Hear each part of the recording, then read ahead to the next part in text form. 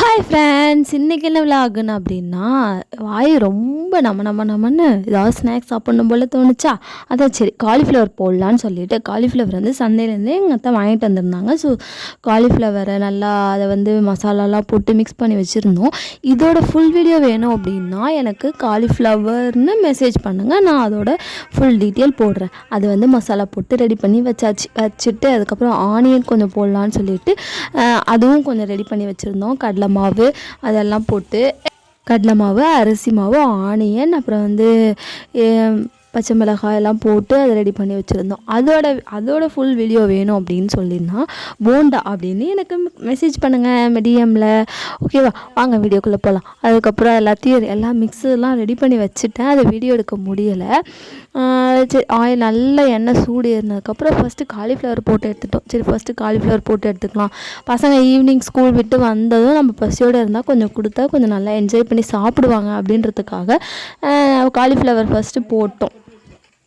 நல்லா அது எண்ணெயில் நல்லா பாயில் ஆகி வந்துட்டு இருந்துச்சுங்க. ஃபஸ்ட்டு ஒரு செட் போட்டு எடுத்தாச்சு.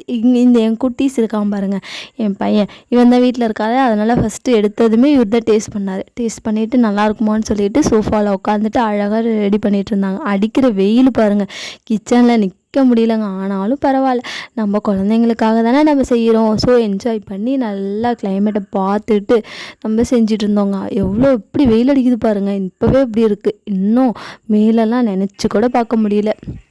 ஸ்நாக்ஸ் செய்யலான்னு சொல்லிட்டு செஞ்சிட்டு இருந்தாங்க. அதை நல்லா தள்ளுபுள்ளுன்னு கொதிச்சிட்டு இருந்துச்சு. கொதிச்சதும் அதை எடுத்துட்டு நல்லா திருப்பி போடணுங்க.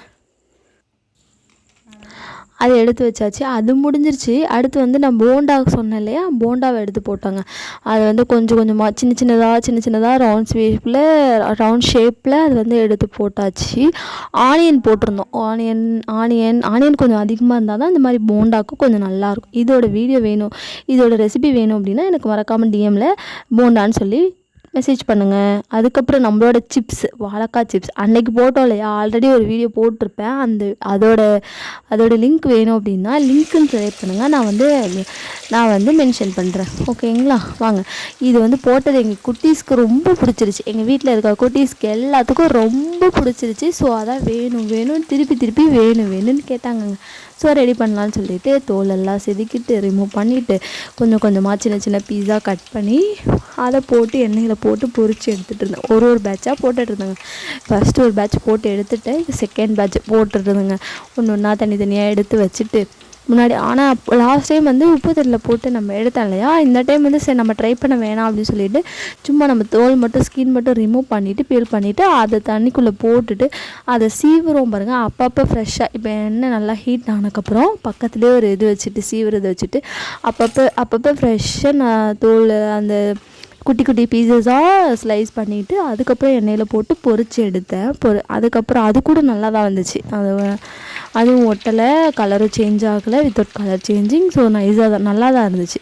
எங்கள் வீட்டு குட்டீஸ் எல்லாம் இதை பார்த்துச்சுன்னா ரொம்ப ஹாப்பியாகிடும். எனக்கு இதுதான் வேணும்னு சொல்லிட்டு கேட்பாங்க. அந்த அளவுக்கு அதுங்களுக்கு டேஸ்ட் பிடிச்சிருச்சுங்க. எல்லாம் உப்பு மஞ்சள் தூள் எல்லாத்தையும் போட்டு மிக்ஸ் பண்ணி வச்சுட்டு குலுக்கி எடுத்துகிட்டு இருந்தாங்க. இது ஒரு பேட்ச் போட்டு எடுத்தாச்சு. அதுக்கப்புறம் இவன் வந்து அவங்க அத்தைக்கு வந்து எடுத்துகிட்டு போய் தரானா பாருங்கள், எப்படி எடுத்துகிட்டு போய் சர்வ் பண்ணுறாரு, சாப்பிடுங்கன்னு சொல்லிட்டு. அதுக்கப்புறம் நான் வந்து இது மாதிரி ட்ரை பண்ணேங்க. சரி எல்லாருமே அப்படி ட்ரை பண்ணுறாங்களே அப்படின்னு சொல்லிட்டு நம்ம வடை அரைப்போம் இல்லையா, அதில் வந்து நான் வாழைக்காயெல்லாம் போட்டு எடுத்து பார்த்தேன். அது ஒட்டிட்டு வந்துச்சு. எனக்கு ஐயோ இது மாதிரி விளையாட்டெல்லாம் நம்ம எண்ணெயில் விளையாடக்கூடாது அப்படின்னு சொல்லிட்டு வச்சாச்சு.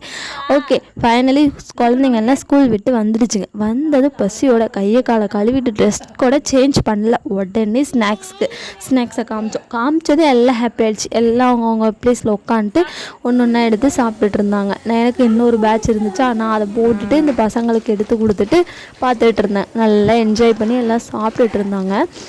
ஃபஸ்ட்டு காலிஃப்ளவர் கொடுத்தோம். காலிஃப்ளவர்னால் கொஞ்சம் சாஃப்டாகவும் இருக்கும், கொஞ்சம் நல்லாயிருக்கும். அதுங்களுக்கு காலிஃப்ளவர்னால் ரொம்ப பிடிக்கும் எங்கள் வீட்டில் இருக்க குட்டீஸ்க்கு எல்லாத்துக்குமே. ஸோ அதை எடுத்து கொடுத்துட்டு இருந்தோம், நல்லா சாப்பிட்டுட்டு இருந்தாங்க. பாருங்கள் எப்படி வந்திருக்குன்னு, நல்லா சவுண்டு கேட்குது பாருங்கள், க்ரன்ச்சியாக. அந்த அளவுக்கு நல்லா முறுமுறுன்னு வந்துச்சு. போண்டா ரெடி ஆகிடுச்சு, சிப்ஸ் ரெடி ஆகிடுச்சு. அதுக்கப்புறம் நான் சிப்ஸ் வந்து கண்டெய்னரில் போட்டு ஸ்டோர் பண்ணி வச்சாச்சு. இது எனக்கு கலாய்க்கிறா பாருங்கள்.